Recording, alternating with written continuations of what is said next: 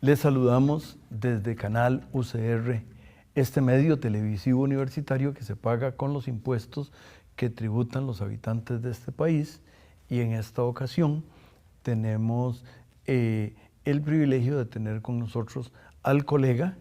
y ex profesor de la maestría de Banca y Mercado de Capitales, a quien fue miembro del Consejo Nacional de Supervisión, del CONACYT, y fue su presidente, con quien conversaremos, don José Luis Arce, con quien conversaremos una vez que el canal nos invite a hacerlo. Regresamos.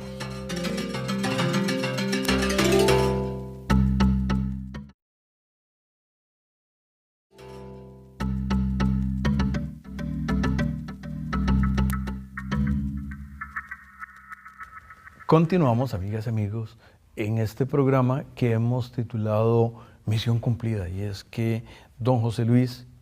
estuvo en el Consejo y tal vez la primera cosa que le voy a pedir es que cuente qué es esto del Consejo, porque es una entidad muy importante relacionada con entidades a su vez muy importantes, incluso con relaciones directas con el propio Banco Central, pero ni es el Banco Central ni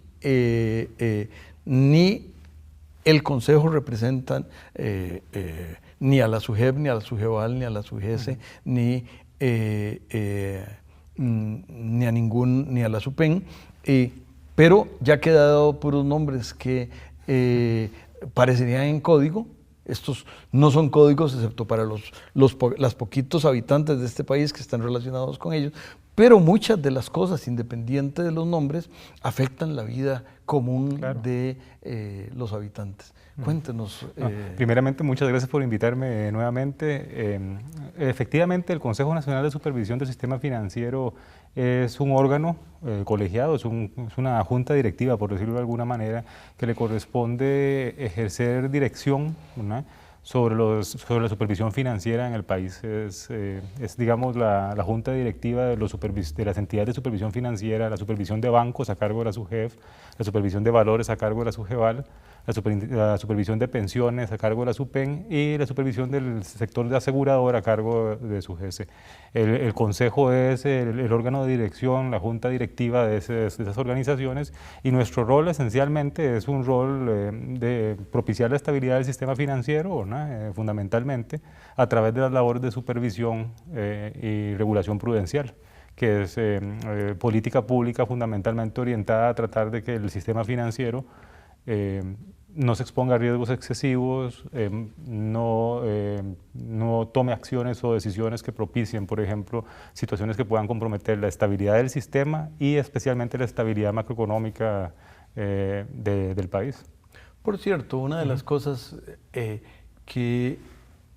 para darle esa dimensión de cómo afecta la vida de los individuos, eso de riesgos excesivos, me parece que hay dos cosas muy claras en lo que dijo don José Luis. La primera cosa es que así como vivir es un riesgo, el riesgo de vivir a uno lo puede atropellar una bomba de incendios cuando uno cruza la calle, o le puede caer como a esquilo una tortuga que llevaba un águila mientras volaba. Esas cosas, ese es el riesgo de vivir. Bueno, en el sector financiero el riesgo es el pan nuestro de cada día de las distintas entidades, y en segundo lugar,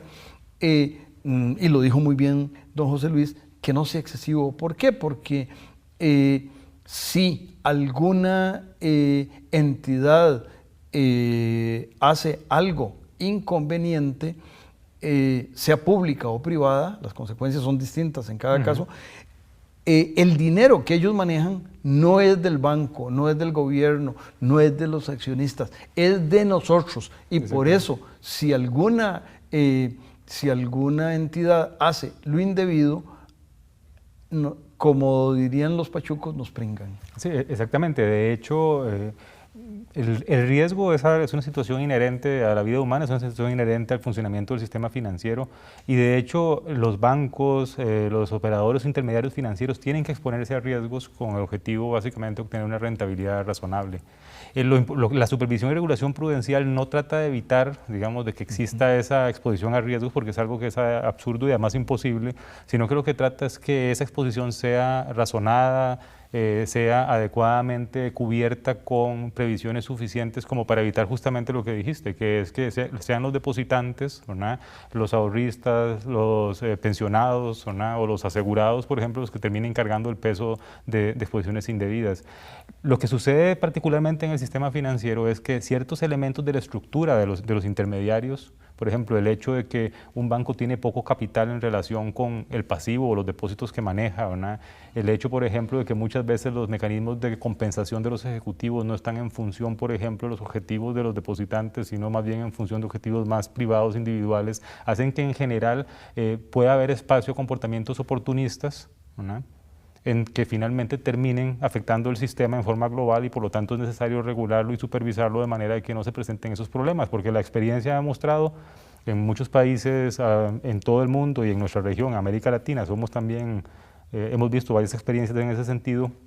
que fallos en el sistema financiero, ¿verdad?, terminan teniendo un costo enorme en la economía y sobre todo, finalmente, lo importante sobre las personas, ¿verdad?, en términos de empleo, de inestabilidad, que va mucho más allá, digamos, del dinero perdido en un banco y que puede traducirse en una inestabilidad y una complicación a nivel general en los sistemas económicos. Eso dicho y como introducción,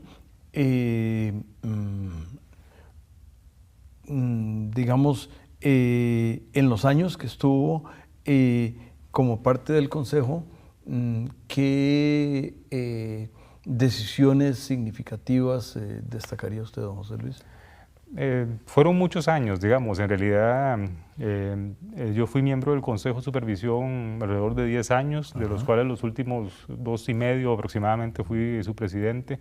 Entonces, más que decisiones puntuales, quizás a mí lo que me parece relevante es como entender cuáles fueron como las 3 grandes áreas que me parece a mí que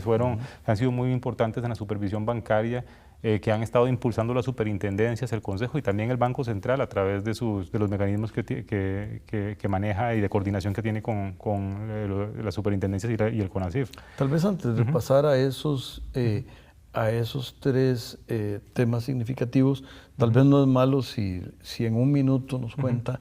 qué tiene que ver el Banco Central con el Consejo, o qué tiene que ver el Consejo con el Banco Central. Bueno, los órganos de supervisión, las superintendencias y el CONACYF, ¿verdad?, son lo que se llaman administrativamente órganos de desconcentración máxima. Eso lo que significa es que presupuestariamente y en algunos elementos operativos están dentro de la estructura del Banco Central, pero son órganos independientes en materia de dirección y de decisión de política, ¿verdad? Ese es un mecanismo muy interesante, ¿verdad?, porque en materia de supervisión prudencial, me parece a mí, es muy importante que exista una adecuada coordinación entre la política macroeconómica y los reguladores del sistema financiero, pero también es importante mantener ciertos espacios de independencia porque en muchas ocasiones, tanto decisiones de política monetaria o decisiones de regulación pueden tener elementos de contradicción, ¿verdad?, entre ellos. Y entonces, por lo tanto, es necesario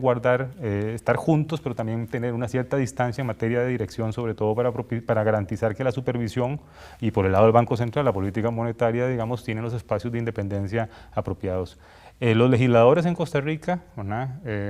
entendieron, me parece a mí, esos elementos y en la Ley Reguladora del Mercado de Valores del año 98 crean el Consejo, ¿verdad?, como junta directiva de las superintendencias y como un órgano de desconcentración máxima. Entonces, nosotros estamos en el presupuesto del Banco Central, usamos muchos servicios del Banco Central, pero son entidades que tienen una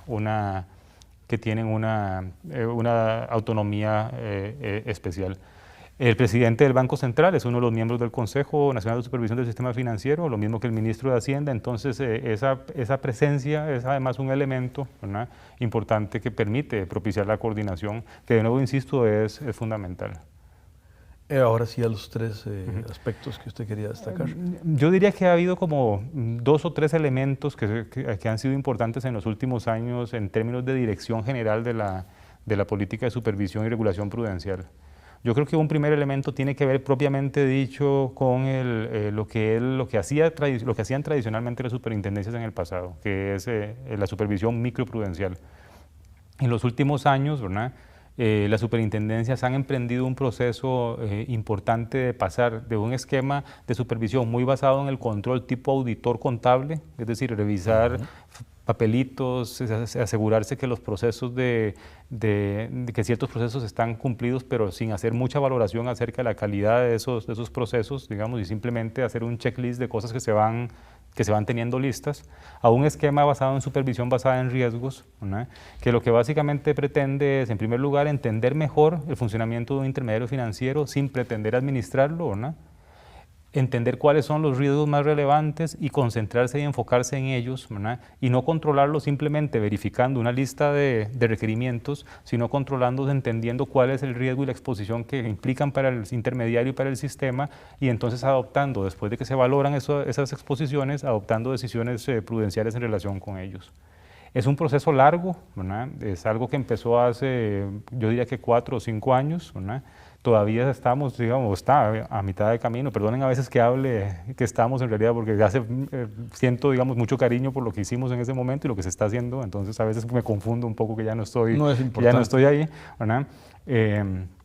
Y es un proceso que está avanzando, que va a hacer una gran diferencia, me parece a mí, en la supervisión financiera, sobre todo porque va a permitir concentrarse en los temas relevantes y además un elemento importante, va a permitir a los intermediarios además dejar de ver la supervisión simplemente como alguien que está presionando por chequear una lista de cumplimiento, y va a entender que la gestión de riesgos es algo que les sirve a ellos para hacer mejor su trabajo,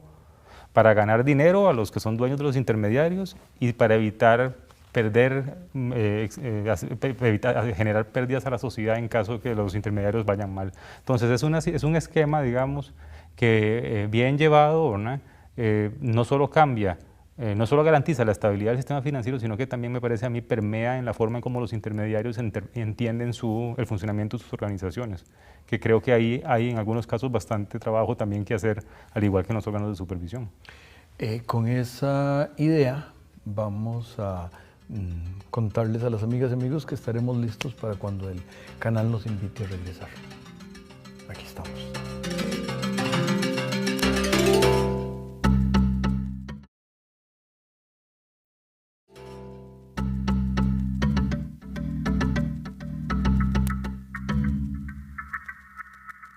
Continuamos, amigas y amigos,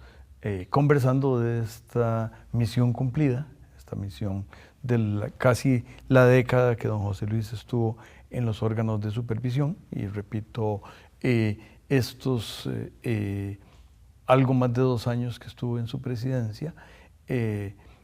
y si le parece continuamos un poco con las cuestiones que usted cree que son... El otro tema es empezar a incorporar más en el funcionamiento y en las acciones de supervisión en Costa Rica la preocupación macroprudencial. Yo creo que ese es el otro elemento. Es algo un poco más reciente, es una cuestión, digamos, que en el mundo empezó a cobrar mucho más relevancia después de la gran crisis financiera del 2008-2009, que aquí a raíz de eso empezamos a preocuparnos en relación con la interconexión que existe entre los riesgos y la posibilidad de fracaso en el sistema financiero y la estabilidad macroeconómica en general. En ese sentido, las superintendencias del Consejo, ¿verdad?, tienen un rol importante que cumplir en esa materia, en el ámbito macroprudencial, un rol que no sustituye evidentemente al del Banco Central, pero que me parece a mí que lo complementa. En el ámbito macroprudencial un poco lo que mi posición, digamos, fue en el sentido de que las superintendencias deberían crear una especie de sustrato de elementos de regulación y supervisión, por ejemplo, requerimientos patrimoniales contracíclicos, estimaciones también asociadas con el ciclo económico, regulaciones, por ejemplo, del endeudamiento excesivo con el resto del mundo de moneda extranjera, que estuvieran siempre presentes ahí como un sustrato sobre el cual, por ejemplo, otros participantes o otros definidores de política macroeconómica, como el Banco Central fundamentalmente, y ojalá el Ministerio de Hacienda en algún momento, ¿verdad?, pudiesen ejecutar sus políticas tradicionales, entendiendo que hay una base o un sustrato en el sistema financiero que está controlando ciertas exposiciones que pueden tener implicaciones negativas de naturaleza macroprudencial. Ese tema, digamos, es un tema que, para ser sincero, fue un tema que indirectamente se consideraba en la supervisión, ¿verdad? Pero que nunca había tenido un foco central, ¿verdad?, en lo que hacen en las superintendencias. Entonces es un proceso que ha requerido entender cuáles son los problemas, entender cuál es el rol de la supervisión, establecer mecanismos de coordinación que también son muy importantes, porque de nuevo ahí Banco Central en su rol de política económica, política macroeconómica, y supervisión en su rol tradicional tienen que coordinar muy bien cuáles son las acciones que tienen que tomar con el objetivo, ¿verdad?, de crear todo ese andamiaje institucional y de regulación que apoye la estabilidad del sistema financiero. Esa es también una tarea todavía inconclusa, me parece a mí, pero por lo menos yo creo que elementos importantes son que ya en el radar de los supervisores ya está esa preocupación por el sistema, ¿verdad?, y no solo por las entidades en forma individual. Claro, y de ahí uno de los temas es que, al igual que usted, que el Consejo tiene esa visión de los 4 elementos de las superintendencias, con mucha frecuencia los grupos financieros tienen esos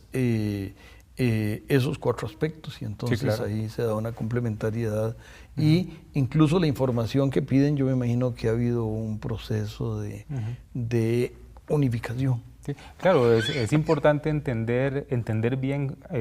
cómo son las entidades que se regulan. La estructura, por ejemplo, del grupo financiero, ¿verdad?, es una estructura generalmente muy eficiente en términos de costos de proveedor de los servicios financieros, y generalmente las economías de escala son importantes en eso,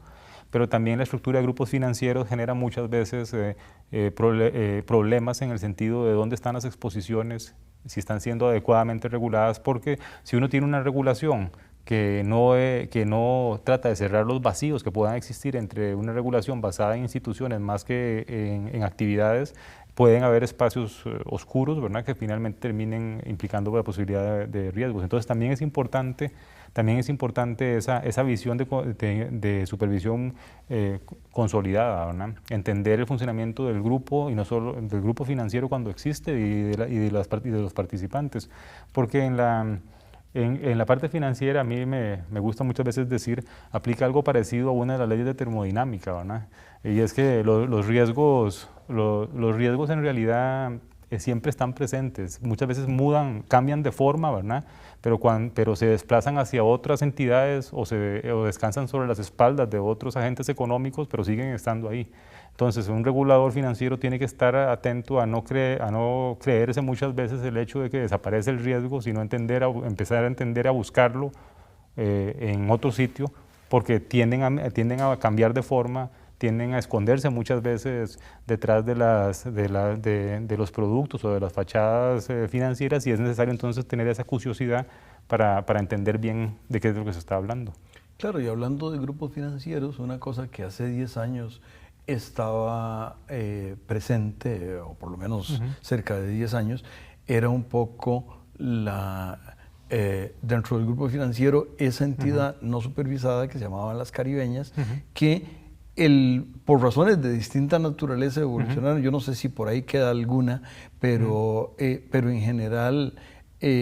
bueno, en algún sentido, VIXA es la caribeña de los bancos públicos, ¿no? De manera que ahí tenemos un caso donde lo es, pero ahí hay un tema muy complejo que es una parte del grupo, pero no puede ser supervisada por el Consejo porque no tiene territorialidad equivalente al Consejo. Es decir, ese fue un caso, digamos, uno de esos casos importantes en esa materia, digamos. A mediados de la década pasada, por ejemplo, o inicios de la década pasada, todavía había muchos bancos costarricenses que tenían operaciones extraterritoriales, es decir, tenían una caribeña, una operación offshore, que era un banco ubicado generalmente en una jurisdicción financiera que tiene una regulación relativamente más laxa muchas veces, ¿verdad? Y desde ahí, ¿verdad?, hacía operaciones no en esa jurisdicción, sino que captaba depósitos y daba crédito en Costa Rica, ¿verdad? Por nuestras leyes de supervisión, por nuestra regulación, o más bien nuestro marco legal de la regulación prudencial, al estar hablando de una entidad ubicada fuera del territorio costarricense, la regulación bancaria no tenía el mandato ni la capacidad de analizar cuáles eran los riesgos ni las exposiciones, pese a que los efectos de un fallo de esa entidad, donde se iban a sentir no era en la isla del Caribe donde estaba domiciliado, sino que iban a ser en Costa Rica. En ese sentido, se trató de moverse en dos direcciones, ¿verdad? Una era propiciar una reforma legal, que desgraciadamente no se consiguió. Después de 10 años, digamos, la reforma legal en el Congreso terminó siendo archivada, ¿verdad? Fundamentalmente porque no hubo un acuerdo político suficiente como para poder aprobarla, ¿verdad? Al mismo tiempo, se modificaron las reglas, las regulaciones que se podían modificar administrativamente para endurecer, digamos, la regulación de grupos financieros, en el sentido, por ejemplo, de que no fuese tan sencillo, por ejemplo, mantener esa extraterritorialidad, ¿verdad? Y parecer un grupo financiero local, ¿verdad? De manera que se tratara de lindar claramente, si un banco tenía una operación extraterritorial, tenía que administrarla y manejarla prácticamente independiente, de manera que no sucediera lo que sucedía en el pasado, en el sentido de que para un depositante era prácticamente indistinto, ¿verdad? Una u otra organización, una u otra entidad, pese a que una estaba supervisada localmente y la otra probablemente no lo estaba o lo estaba haciendo de una manera más laxa. Eso fue un elemento también, yo creo, que metió una especie de cuña en términos de costos de regulación que ayudó a reducir el problema. Y el otro elemento muy importante fueron los cambios también que se dieron en el sistema bancario centroamericano. El hecho de que empezáramos a tener mucha más presencia de bancos internacionales, ¿no? Eso lo que hizo fue básicamente que los bancos internacionales dejaran de utilizar el mecanismo de las operaciones offshore y los préstamos que estaban otorgando localmente desde operaciones externas fueran dados por bancos que estaban en plazas financieras muy bien reguladas, de primer orden, probablemente mucho mejor que incluso que nosotros, ¿verdad? Y ya no en esos otros sitios bancarios, y se dejó la práctica, digamos, de la captación en el mercado local a través de la operación. Entonces, la llegada de bancos internacionales que en general, digamos, tienen por políticas internas muchas veces una preocupación fuerte de cumplimiento de las normas locales de regulación, ¿verdad? Eso hizo que la estructura del sistema fuera cambiando y que de pasar de una gran cantidad de operaciones offshore, ¿verdad? Ahora quede una o dos en bancos relativamente muy pequeños, ¿verdad? Ese riesgo, yo diría que afortunadamente, ¿verdad? Aunque no se logró la reforma legal, que es importante, ¿verdad? Por lo menos se pudo ir mitigando por esos dos elementos, la regulación por una parte y fundamentalmente por los cambios en el sistema bancario. Ahora, eso no significa que sea necesario cambios legales, ¿verdad? La ley que establece o las leyes que regulan o que crean el marco legal para la regulación financiera en algunos casos son bastante anticuadas, ¿verdad? Como en el caso de bancos. Y en el caso, por ejemplo, de valores, muchas veces, aunque no son tan viejas, ¿verdad? Tienen una concepción de mercado de valor muy diferente al que finalmente existen en mercados tan poco desarrollados como el costarricense. Entonces hay también una especie de camisa de fuerza en la regulación que muchas veces una modernización podría ayudar a tener, digamos, herramientas de supervisión mejores, ¿verdad? Pero es una tarea complicada, como ustedes saben, en Costa Rica todo el tema de impulsar cambios legales, particularmente cuando uno tiene, estamos hablando de un sector que además, ¿verdad? Obviamente es un sector o grupo de presión importante en el país. Sí, y yo creo que y lo quería invitar un poco a contarle a las amigas y amigos de los retos que quedan, pero me parece que antes de hacerlo, destacar que ustedes en el Consejo han sido creativos, propusieron junto con el banco la ley que no se aprobó, pero entonces si no se aprobó, trataron de la estrategia B y la estrategia C, que aproximaba el tema, pero que no, pero la estrategia A era A porque era la que iba, la que le tomaba el toro por los cuernos. Claro. El jalarle el rabo a la vaca pues era relacionado, pero no era el toro. Pero me parece que también esa es otra cosa que abonar, pero no sé, en los 2 minutos y fracción que nos quedan, tal vez un poco, ¿qué retos considera usted que tanto el Consejo como el propio sistema financiero nacional tiene? Los órganos de supervisión yo creo que todavía tienen un largo camino que recorrer en los dos temas que planteaba. Supervisión basada en riesgos, que va un poco más avanzado, y en la parte macroprudencial yo creo que todavía hace falta avanzar más, especialmente en los esquemas de coordinación, ¿no? Uno le gustaría ver un esquema institucional más establecido entre supervisión y banca central en términos de política macroeconómica, algo así de macroprudencial, por ejemplo, como el que tienen países como México o algunas otras economías avanzadas. A mí me gustaría ver, digamos, un Ministerio de Hacienda también más involucrado en los temas de política macroprudencial, que tiene que estar, ¿no? Pero desgraciadamente las dificultades fiscales los hacen concentrarse muchas veces en los temas de financiamiento y de déficit y dejar de lado otros elementos. Y yo creo que en términos generales el otro gran tema que hay que avanzar mucho más en el futuro, eso es el componente de conducta de mercado y protección del consumidor de servicios financieros, ¿no? Ese es un enorme tema, yo creo que daría como para conversar otra media hora, ¿verdad? Pero me parece que hay una cercanía natural de los órganos de supervisión con el tema de tienen que meterse más con el tema de protección al consumidor de servicios financieros, empezar a regular conductas, por ejemplo, que pueden ser abusivas, ¿verdad? Tanto desde el punto de vista de no brindar información o dar una mala asesoría a los usuarios de los servicios financieros, como de proteger finalmente al consumidor de servicios financieros que yo diría que quizás de una manera mucho más intensa que en otros mercados, ¿verdad? En el caso del sistema financiero muchas veces las asimetrías de información, ¿verdad? Y el tipo de productos que se están, de servicios que se están intercambiando, ¿verdad? Hacen que requiera un rol del Estado mucho más intenso en proteger sus Con derechos. ese mensaje invitaremos a las amigas y amigos para que la próxima semana en los mismos tiempos y circunstancias nos acompañen y muchos éxitos en todas las demás cosas que hagan. Gracias. Gracias por el nombre del país.